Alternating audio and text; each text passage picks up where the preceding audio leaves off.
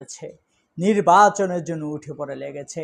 নির্বাচন হলে দেশ ঠিক হয়ে যাবে, নির্বাচন হলে সব ঠিক হয়ে যাবে, নির্বাচন হলে গণতন্ত্র এসে যাবে, নির্বাচন হলে একদম সব কিছু ঠিক হয়ে যাবে।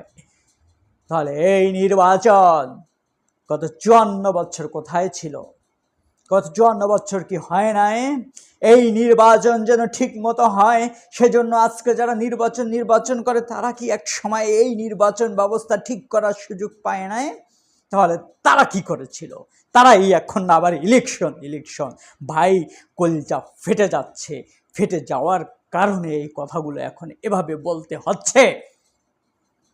5ই আগস্টের পরে দেশের নাগরিক হিসাবে মনের ভিতরে একটা সাধনা স্বপ্ন জেগে উঠেছিল। দিনে দিনে সেটা আবার ফিকে হয়ে যাচ্ছে। মনে হচ্ছে এটা পরবাসী। আমি এখানে যতটুকু আমার ছোট্ট পরিসরে আমি দেখি, যার যতখানি সাধ্য এখন সে ততখানি নিজের সুবিধা আদায় করার জন্য সেম আগের মতো আবার শুরু হয়ে গেছে। যে যত বড় তার খাবার এখন তত বড়, যে যত ছোট তার খাবার তত ছোট এখন, কিন্তু সবাই খাচ্ছে, মিলেমিশে খাচ্ছে। রাষ্ট্রের কাছে এখন আবার একজন পরবাসী মনে হচ্ছে, যার কারণে পলিটিক্স নিয়ে আর কোনো চিন্তা করি না। মনের দুঃখে এই কথাগুলো বলে গেলাম।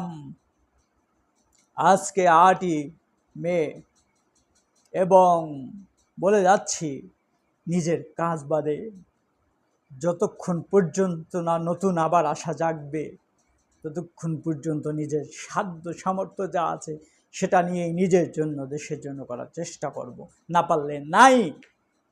কারণ এদেশের আমি নাগরিক, সেই নাগরিকত্ব উপলব্ধি করার মতো যে একটা পরিবেশ তৈরি করা দরকার ছিল, সেটা আমাদের রাজনৈতিক দলগুলো এখন পর্যন্ত করতে পারে নাই। তারা নেতা,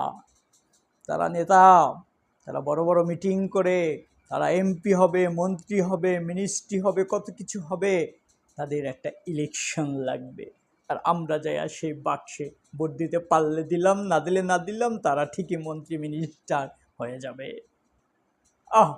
আহা, আর মানুষ, আমরা সাধারণ মানুষ এই সব বাটপারদের পাল্লায় পড়ে শুধু জীবন এবং রক্ত দিব। 1400 মানুষ ইউএনের রিপোর্ট অনুযায়ী এদেশে মারা গেছে, কোনো উপলব্ধি নাই। যেখানে এতগুলা মানুষের জীবন মৃত্যুর পরে মৃত্যু শয্যায় চলে গেল, শহীদ হয়ে গেল, তাদের নিয়ে উপলব্ধি নাই। হাজার হাজার মানুষ